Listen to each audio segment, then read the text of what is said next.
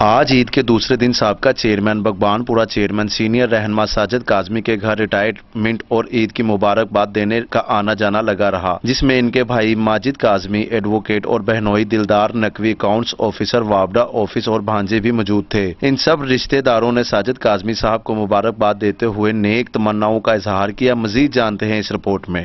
جی میں ایسے موجود ہوں سینئر رہنما ساجد کاظمی صاحب کے پاس۔ آج دیکھتے ہیں یہ کس طریقے سے عید مناتے ہیں اور کس طریقے سے ان کی ایکٹیویٹی کے حکومت کے احکامات ہیں کہ سب لوگ عید گھروں میں کریں۔ یہ گھروں میں کس طریقے سے عید کر رہے ہیں انہی کی زبانی جانتے ہیں۔ جی السلام علیکم۔ وعلیکم جی۔ سر جی آج آپ یہ بتائیں، آج تک ہم نے آپ سے سوالات کیے، آپ نے جوابات دیے، آج ہم آپ کے گھر بھی تشریف اللہ آ چکے ہیں۔ آپ کی گھر جیسے ہی ہم آئے ہم نے آپ کو سرپرائز بھی دیا، تو اس حوالے سے ہم جانتے ہیں آپ عید کس طریقے سے گزارتے ہیں۔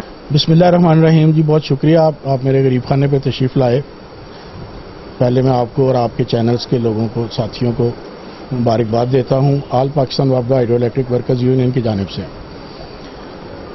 آپ نے ابھی ایک لفظ استعمال کیا کہ میں کبھی بھی حکمران تو سوال ہی پیدا نہیں ہوتا، میں تو خدمت گزار رہا ہوں ساری عمر اور خدمت ہی کی ہے، اور یہ خدمات کا سلسلہ تھا کہ اس خدمات کی وجہ سے اللہ پاک نے مجھے نوازا۔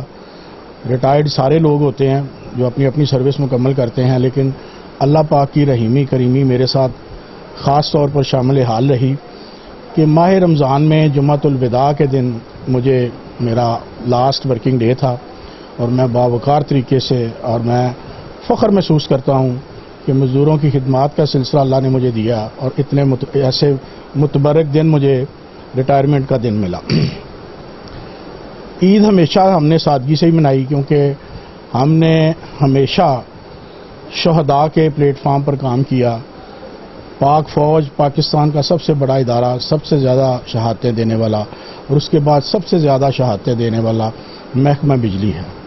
ہمارے ہر سال تقریباً 100-150 کے قریب ساتھی ہم سے جدا ہوتے ہیں اور شہادت کا درجہ حاصل کرتے ہیں۔ چونکہ عید والے دن ہم لواحقین کے ساتھ ان رابطے میں رہتے ہیں، اس لیے ہم اپنی جو عید کی خوشیاں ہیں وہ ان کے ساتھ بانٹتے ہیں اور ان کے ساتھ ہی کوشش کرتے ہیں۔